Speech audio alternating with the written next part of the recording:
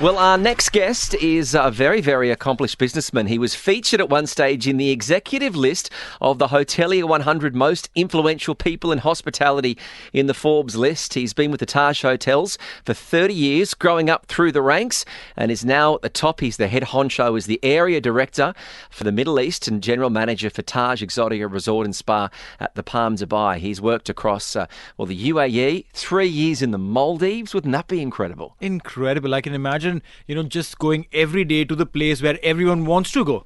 This is surprising, isn't it? Hey, I work here at the beach. Well, joining us in studio is Mr. Ranjit Phillipose, and thank you very much for your time and for coming in. Thank you, and thank you for the lovely introduction. No, well, it's great. You must be very impressive because we've been lucky enough to have a lot of guests on our show, and we always judge the importance of our guests by the amount of people they bring with them. It's all about the entourage. And you're going all right with the big entourage that you brought with us. So thank you very much for coming in. Pleasure. 30 years with the Taj Hotel. In business today, we look at employees, they come out of university, they've had 4 careers and 6 jobs by the age of 30. What do you think it is about your story that made you want to stay in hospitality for 30 years? Well, I joined the Taj immediately after college, and I've been there for, as you said, 30 years. What's been really exciting is that every couple of years I got new opportunities to do new things, and that's what sort of kept me going. So I started in India, had the pleasure of moving to the UK, then from there to the US, and as you said, Maldives. I was living on a 730-meter long island for 3 years. So not even completing 1 kilometer run every day on the whole stretch? No, we used to wait for the sandbanks to come up to do that. Well, you are working, as we said, the Taj Exotica Resort and Spa at the Palm Jumeirah. But more on that soon. Taj, 120 years. Talk to me a bit about the brand, because people aren't aware. To stay in business for 10 years in hospitality is amazing. How does a company remain in business for 120 years? Well, so our first hotel opened in Mumbai 120 years ago. We just celebrated that in December. And since then, today we have almost 275 hotels, and we're going to almost 300 hotels very soon. I think what keeps us going is firstly our guests who come and stay with us, and they are the best people to talk about us and about the Tajiness that we bring in and the service that we bring in. And we have been pioneers in a lot of things that we do. So for example, when we opened our first hotel in Mumbai, we were the first ones to have Turkish baths, to have elevators, to have air conditioning, things like that. And that is something that we've continued to do. I think what also does is being an Indian brand with the Indian diaspora that is there spread all across the world. They follow us wherever we are.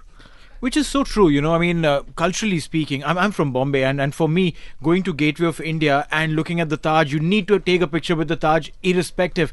And coming from a typical middle-class family, you have aspirations to go and have a meal at Taj, stay at the Taj. And when you do that, it's like a little tick that you've done in your life box. It's not just about your career box or whatever, it's your life box that this is done. Absolutely. And I know guests who sort of went there with their parents, then they grew up, then they got married there, they've taken their grandchildren there. It's incredible. That is the story. I mean, the Taj is sort of part of your life, and as Indians, that is where everybody aspires to go to. When someone checks into a hotel room and they always ask those lines, I'm here on a honeymoon, it's a birthday. Do any of those lines actually work when you're trying to get an upgrade in a room? It does. It can? But I'm guessing it depends on the person and the day and the occupancy. See, we are in the business of hospitality. It is a business, but our key element is hospitality. So if somebody says it's my birthday, we want to celebrate it with you. So it doesn't matter even if they're pulling a fast one. It is all about celebration. And as you said, when you do things like that, that's what makes people come back to you. That wow factor. That wow factor. And it's all about that. But then, don't you overlook that, hey, the passport's in my hand and it says 3rd of March and today is the 10th of Jan. It's not your birthday. Yeah, but if the guest has said, we always believe the guest is right. Yeah. We give the benefit of doubt to the guest and we go along with them. If that's what makes them happy, why not? As long as they come back. So true. Now, coming back to UAE, this is a market which is growing crazily and in a very positive way. And when the market grows, so grows the competition. How does a hotelier like Taj, with the brand legacy of 120 years, fend off the competition that's coming in from the international market? Lovely question. And a lot of my staff also ask me that. So in Dubai today, every brand is there. True. How do you stand out?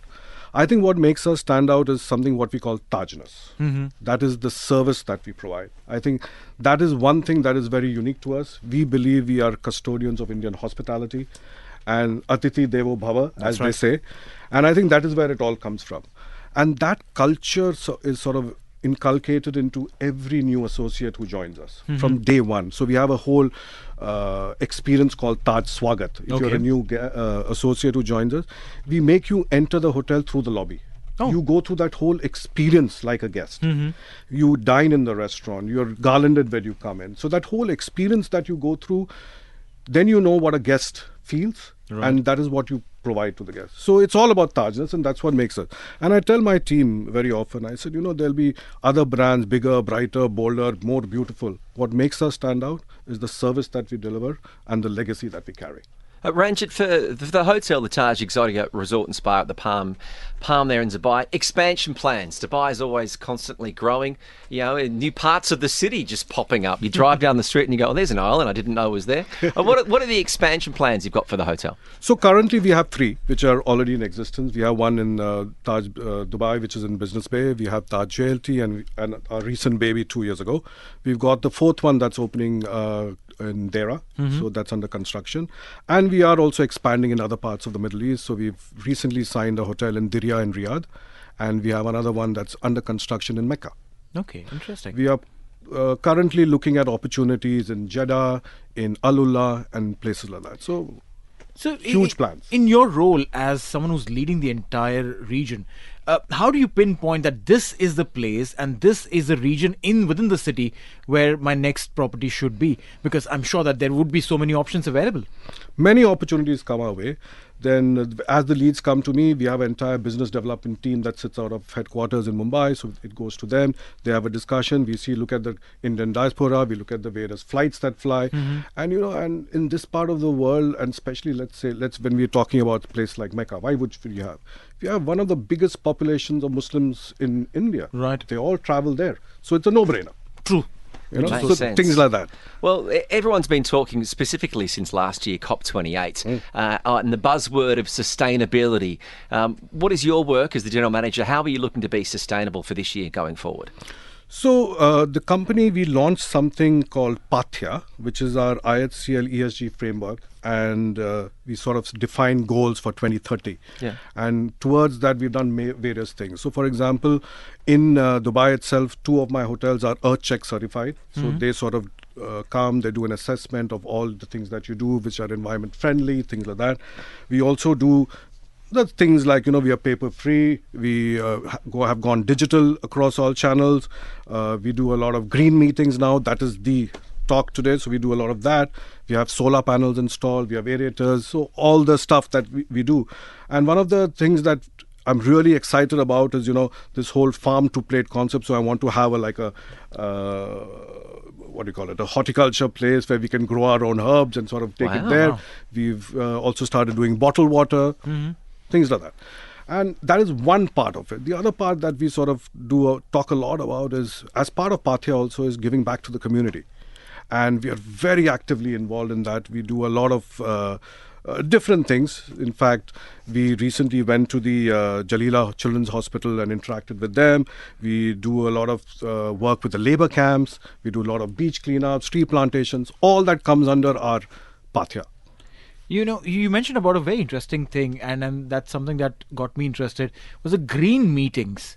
What are green meetings? Like, you don't carry your paper pads and make notes, is it? That is one. Mostly everything is digital. Okay. So everything that in the room is digital. You go to any banquet space today, you get plastic bottles. It's all glass bottles now with bottled water. Even the food that we sort of provide as part of the green meeting are healthy, farm to plate. Interesting. Well, we're looking forward to hearing more and more about what Taj does. And but before we let you go, is it how common do people nick all the soaps out of the rooms? Is that most people take that sort of stuff? Yeah, they do. Yeah. They do. Yeah, Okay. They do. Because I'm always sitting there going, I feel guilty. Should I take it? Should I not take it? Do you mind if people take a soap or a shampoo? As long as they go happy and they come back, See, I'm open to it. that's why he's been successful. Ranjit, thank you so much for coming in. It's great to hear about your personal story and also the success of Taj. For someone who is thinking about getting into hospitality and they want to get into to hotels as a career, what advice do you have for someone starting out? If you love meeting people, if you love food, and if an adventure. Okay. If it's an adventure you're looking for, this is the industry to come. So be positive, be ready to change, be ready to travel, and you'll have the best career you can have. This is very interesting. But then do you look at younger people who come in and join your team to have as long careers in the same place, in the same property like you've had? No, usually I've not been in any property for more than 3 years. So I've been lucky enough to move around. And that is the trend today. And as you said, today's youngsters, they want to move every Constantly. Yeah. constantly moving. So I think within 2 years, 3 years, you move properties. And as we grow, the world is your oyster. Well, Mr. Ranjit Phillipose, the Area Director overseeing the region and the General Manager for Taj Exotica, the Palm, thank you very much for coming in. It's been a joy to speak to you today. Thank you very much for having me. TSB, Talk Sport Business on Talk 100.3.